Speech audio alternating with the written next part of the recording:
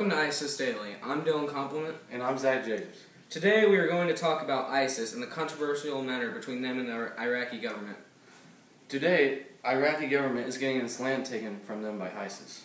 For all of you that didn't know what ISIS is a big terrorist group that branched from Al-Qaeda who wants an Islamic state to worship and believe things that they believe in that the government has the right and they do not. So they believe that they can take the land. ISIS is in the Middle East for religious beliefs, and it seems like they have been targeting Iraq and starting to take major cities. Now about the Iraqi government. It seems that their government is just like our government. They have 3 branches and they do all the same things. Except they have a prime minister and they are born into it. There is no vote for president, it is born into it. Now let's go to the interview with Dalton Du Bois. Thank you, Zach. Now I'm here with All Body. How are you? I am great. It's a pleasant pleasure for you to be here. It's a nice country here. Thank you. But I am on a tight schedule. Can we go? Yes, indeed. So, what is going on in Iraq right now? So it looks like ISIS is taking over our land and claiming it as their own. They are hunting the innocent people, and some are dying. It is a bad situation, and we are taking precautions, trying to resolve the situation. We do not want to use force, but if we have to, we will. I can do it about it. We just want peace. Great answer, but one thing, are they trying to renegotiate? They are not at this time, which is very bad. We want to, but they are not going to. So again, we will have to use force to get what we want. So that might be what we have to do. Another great question, but is there anything finally you want to say before we leave? Actually, yes. If there's anything you guys can do to help, it would be the best thing for us. Thank you for your time. It was great. Now back to Dylan. Thank you, Dalton, for that wonderful video. Yes, that truly was great. Now please stay with us as we go on a quick commercial break. Hello. We have recruited many civilians and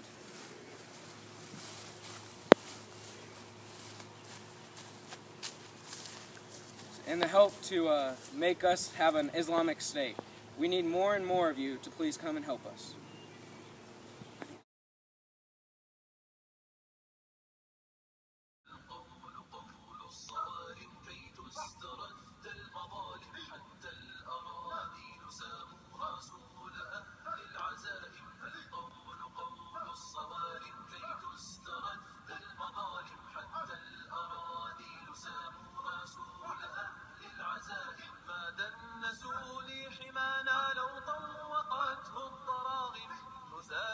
البغي صالت فأين عهد الحواسم ناسوا بأننا أبات نذود ذود القشاعم نحن الذين وطئنا بالخيل عرش الأعاجم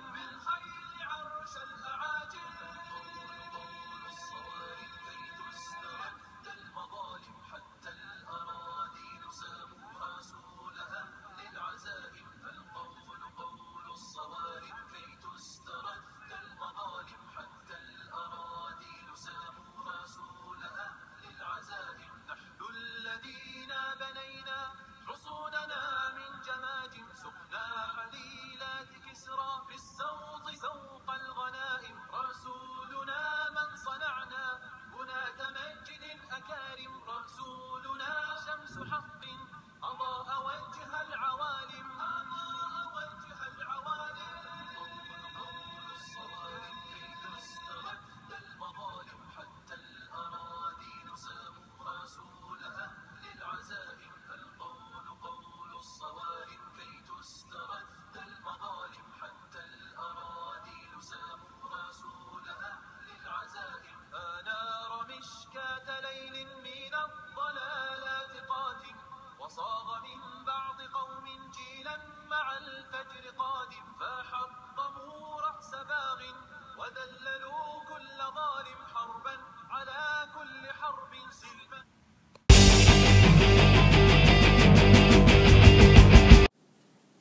is your Kosovo News, and I'm Dalton Boys. And I'm Dylan Compliment.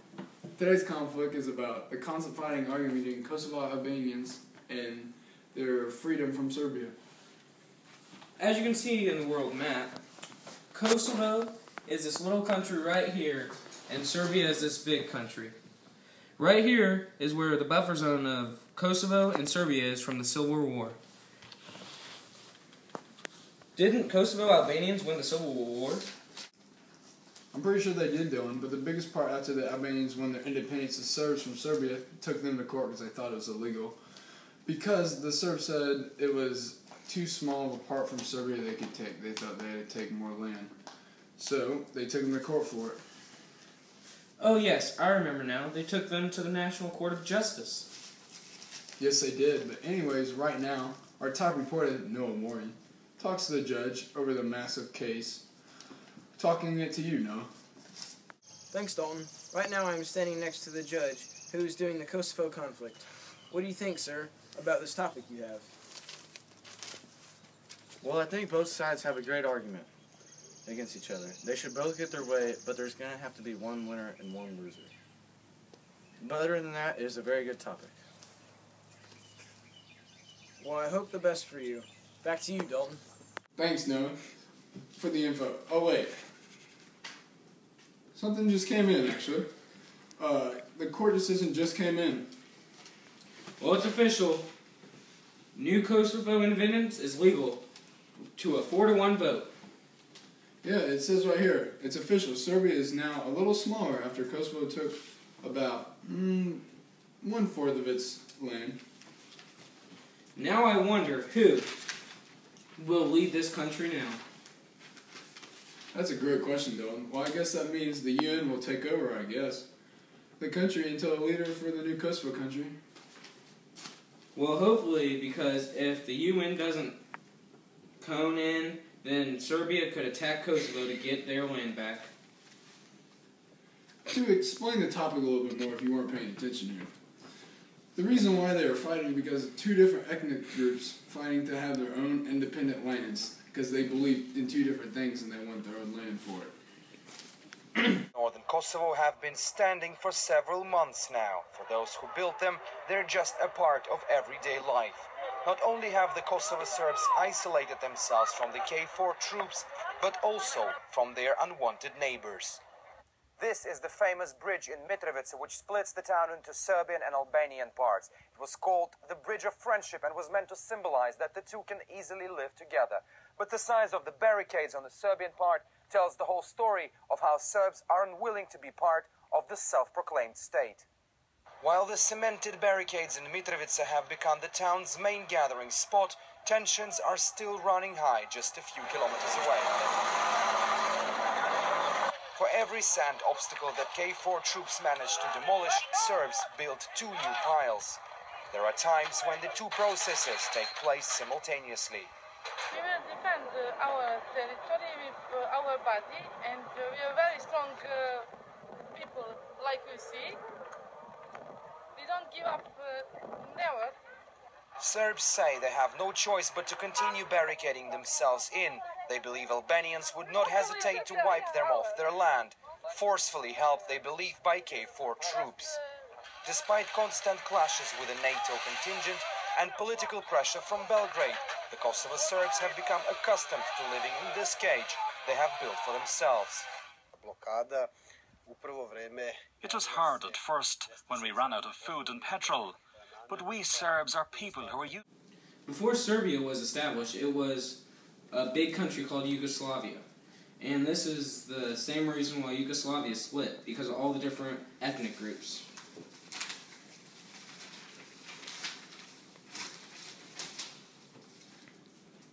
Yes, that's right. But here, to look at Yugoslavia, right here, this huge country right here used to be Yugoslavia. Now, it's split up into very many different parts right now. So basically that's what it looks like now. But anyways, this is your Kosovo News, and I'm Dalton Boys. And I'm Dylan Compliment. See you next time.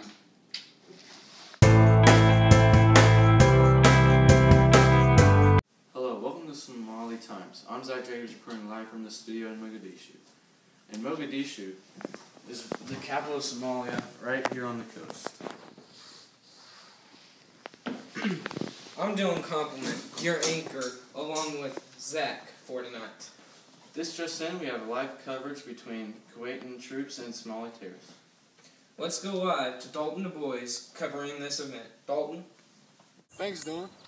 This battle has been from a long time of conflicts that happened after the fall of dictator Sambarat. After he died, the whole country was on a steep downfall. Now Noah in the studio for more information. Thanks, Dalton. During the 1990s, Somalia fell to a terrible anarchy that is still going on today. Sadly, the Somali government is making a full effort to put an end to the warlords terrorizing their own country. Now over to Zach and Dylan before a message from your sponsors. Zach? Thank you, Noah. Now we'd like to take the time to thank one of our sponsors, Somalia Relief Center, for helping us set up Somali Times this evening. Now we have a story based on Black Hawk Down, which was a true story. This is the story of the U.S. invention in Somalia. The operation is called Operation Restore Hope. In this operation, the USA attempted to capture valuable targets inside a hotel in Mogadishu. Some say the mission was successful, and some say it didn't due to the mass casualties for the U.S. During the 24-hour firefight, resulted in 18 American deaths and over 70 casualties.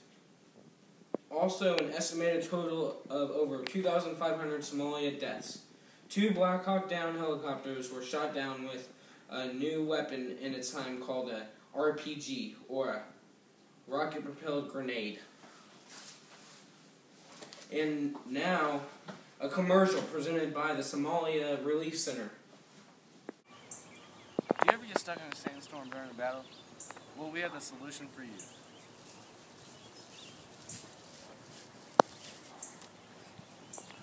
It's called Sand Blockers. It helps you see during the night when there's a battle and during sandstorms. And when you're fighting against Somali terrorists, it helps you no matter what. Thanks to Somali Relief Center for that great commercial break. Now we're going to have an interview with the leader of Al-Shabaab, who has decided not to reveal his identity for security reasons. I'm sending you to Dylan Dalton, interviewing him now. Thank you, Zach. So what is your goal as the leader of Al-Shabaab? Our goal is to bring down the Somali government and control the land for ourselves. Would you be willing to cooperate in a peaceful way with other countries? No, we strictly believe in violence, like our correspondents such as ISIS. Thank you for answering our questions. I'm glad for the opportunity. You heard it here. First all violence from Al-Shabaab. That was a great interview, and now we'll be presenting a short video as a recap of the conflict. Thank you, and good night. See you next time. The ruined city is brought back to life. This was us in Mogadishu in the bad old days. A battle round every corner. Today, it's transformed. Whistles instead of gunfire. The sound of building and of money. The Islamist militants who held half this city for years have been driven out. No, it's good. No, everything's good. We are feeling peace and comfortable life. So you're optimistic now? Yeah. A politician takes a stroll, unthinkable a few months ago. But almost everything needs fixing here, and Somalis are counting on the outside world. No running water, no electricity, no schools. What we expect from London is a real plan to reconstruct the city. You want money? Money. Of course. Money. How much? Money. Billions. But Somalia's long wars are not over. the front lines have simply shifted outside Mogadishu. These African Union and Somali government troops are now launching new offensives against the militant group Al-Shabaab. It's getting easier because now we are moving out in the open ground. Al-Shabaab in the open ground, they cannot match us, of course. We have more firepower than the Al-Shabaab. And so more families are on the move. What you see coming down the road behind us heading into Mogadishu are convoys, thousands of trucks and vehicles carrying civilians who are fleeing what they fear is an imminent offensive against Al-Shabaab. This is your Czechoslovakia news, and I am Noah Mori. And I'm Dalton Boys. Last night, August 21st, 1968, Soviet Union and the Warsaw Pact invaded Czechoslovakia and the city of Prague. The Warsaw Pact was, and still is, trying to take out the reformist groups in Prague. Here's the country of Czechoslovakia, and there's the city of Prague. The Warsaw Pact involves the countries Soviet Union, Poland, Hungary, East Germany, and Bulgaria. There have been reports that the Soviet Union was thinking about using nuclear bombs, but we have heard that these decisions haven't changed, and they will not use these bombs. Airborne troops, along with tanks, immediately surround the building of the Central Communist Party Central Committee. A couple hours after the attack, the invaders came in and took out the radio station. Besides the Czechoslovakian news, this is the main news for the public. 21st, 1968. Soviet tanks roll into the center of Czechoslovakia's capital city, ending what had become known throughout the Western world as the Prague Spring. What was so particularly shocking about the Soviet move was its total duplicity and cynicism. Just weeks before, the country's communist leader, Alexander Dubček, had come back from talks with the Kremlin leadership, confident that he'd reassured them that his reforms were not a threat to Moscow. Dubček had come to power earlier in the year, ousting the hardline communist government that had ruled Czechoslovakia for 20 years. He immediately eased party controls on the press and encouraged more openness in political discussion. By early May, the Soviets were so alarmed by developments that they'd moved troops and tanks through Poland and East Germany up to the Czech border. Dubček insisted that his country would remain a loyal ally of the Soviet Union, but Moscow wasn't reassured. When news of the Soviet invasion reached the West, there was outrage. There were comparisons with the suppression of the reformist revolt in Hungary in 1956. Then and now, Western governments protested. But despite the crisis meetings, the diplomatic posturing, and the tearing up of party cards, there was little anyone outside Czechoslovakia could do, except, of course, to demonstrate. Back in Czechoslovakia, the leaders of the Prague Spring were arrested. Alexander Dubček himself was stripped of all his posts and power. He was stunned by what he regarded as a great betrayal. Only weeks before, he'd been meeting Soviet leaders in comradeship and harmony. President Brezhnev's Judas-like kiss seemed to sum up what power politics behind the Iron Curtain was all about. And we're going to take a short break for this convenient commercial.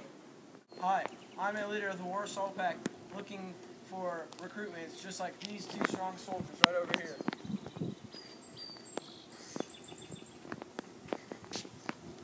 We're trying to take over Czechoslovakia and the city of Prague. This is an important invasion for us to help take over other countries and the rest of the world. Thank you. We need you. And now back from that important commercial.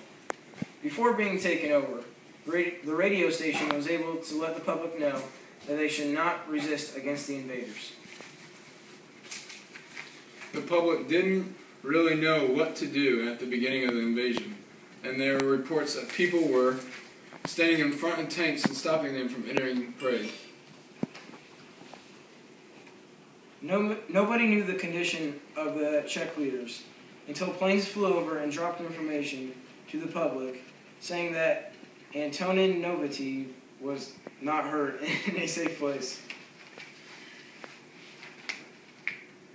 We have heard that the UN has been making efforts to resolve this situation between the Soviet Union and the Czechoslovakians. NATO allies didn't like having large tensions between countries. This led to countries not wanting to help out with this conflict. These conflicts also forced the U.S. President Lyndon B. Johnson to postpone a meeting with the Soviet leader about arms control agreements. The outcome so far is that the Soviet Union has put power in the city of Prague. This was called the Brezhnev Doctrine. This also meant that Moscow had the right to control or intervene with any country who had a communist government. That's all for the Czechoslovakian news. I am Noah Mori. And I'm Golden Boys. Have a good night.